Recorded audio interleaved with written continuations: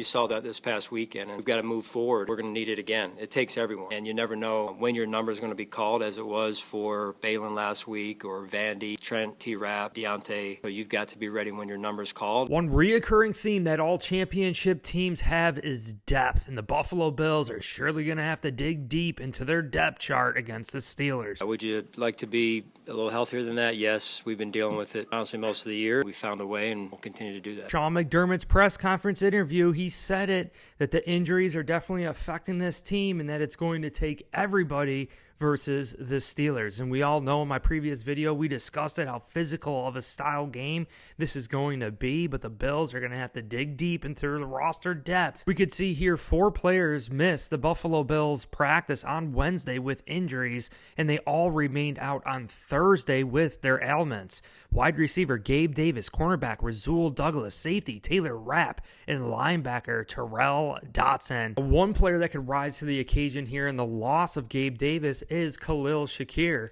And Khalil Shakir was the leading receiver for the Bills versus the Miami Dolphins, who caught all 6 of his targets. And when you look at all the games this season, Khalil Shakir, he is almost nearly 100% on all of his targets. We always talk about making the most of your opportunities. Shakir is definitely doing that for the Buffalo Bills, but he had 105 yards. Stephon Diggs even had 7 catches for 87 yards.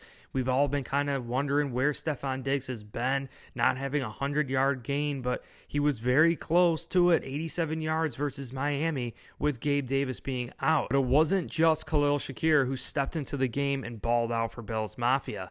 Sean McDermott even stated that you saw this past weekend versus Miami that we've got to move forward, and we are. We're going to need it again, McDermott said. It takes everyone. You know, when your number is being called, as it was for Balin Spector, Vandy, Ryan Van DeMark, Trent Sherfield. So you all have to be ready when your number is called, and that goes back to what happens today and as the week goes into Sunday. And when you look at Gabe Davis versus Trent Sherfield as a perimeter wide receiver, maybe it makes a little bit more sense to even run the football some more.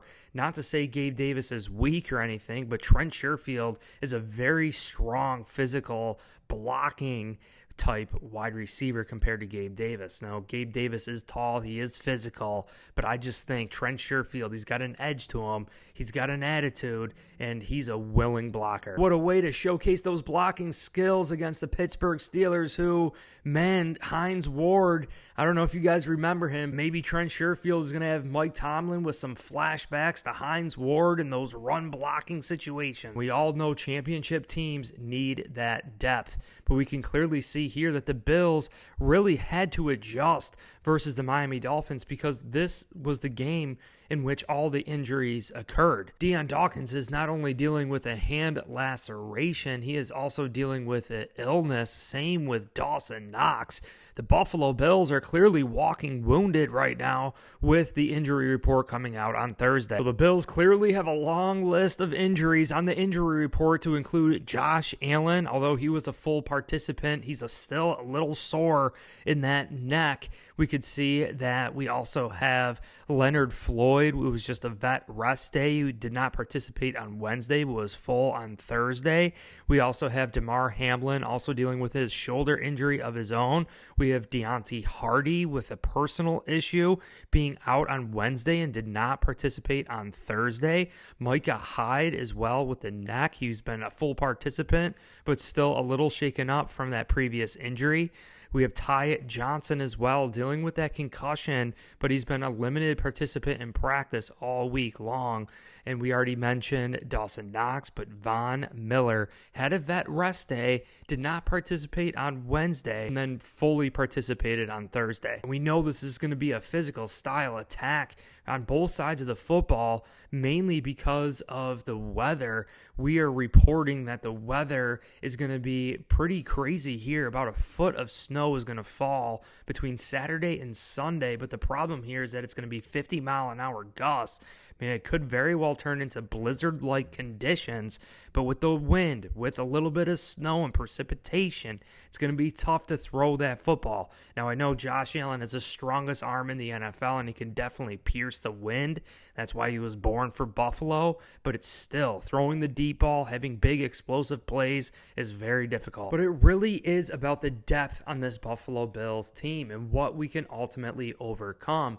Also giving some valuable, memorable moments to the depth on our team throughout the season, so they're not coming off the bench completely cold. For example, even if Ty Johnson isn't ready to go, we had Leonard Fournette play in a couple games this season. Playoff Lenny is getting ready to go, and I really love what that presents, as well as last week, not having Latavius Murray. He's well rested. Latavius Murray is well rested to come into this game and do a full-fledged 125% effort for Bills Mafia. Even Trent Sherfield seeing the field this season, although Gabe Davis had the highest snap count of any skill player on the Buffalo Bills this year, Trent Sherfield still saw the field. He still worked with Josh Allen. He should definitely be ready to go, as well as Khalil Shakir. He could definitely work into that rotation on the outside. Joe Brady's going to be dialing some things up.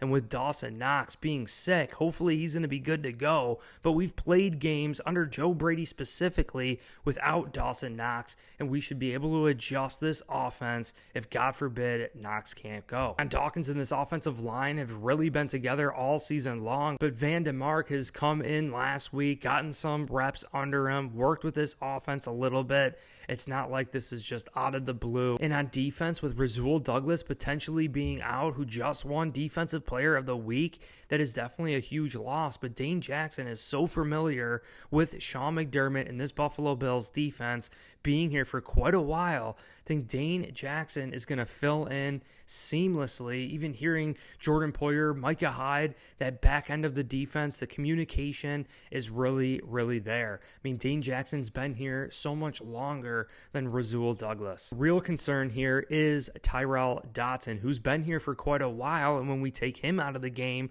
it's likely going to be Balin Spector, and it could very well result in Dorian Williams also being out there. So the Bills really have to key in on that, especially knowing that the Pittsburgh Steelers like coming out in 3 tight end sets, really try to punch you in the mouth running that football. Now, Najee Harris is more of that straight line between the center and guard type runner, and then they have Jaylen Warren, who can bounce it on the outside, just like Arthur Moat said on One Bills Live, that he's more of that guy, that explosive scat back, that 1-2 punch that we always talk about, similar to James Cook being that explosive, speedy scat back for the Bills that can catch the ball out of the backfield, catch screens, and then we have Latavius Murray, Leonard Fournette, Ty Johnson, who are those bigger style backs that are willing to run you over. Now, Balin Spector, a rookie last year, but has seen the field sneakishly this season, being in a base defense the past couple to few weeks.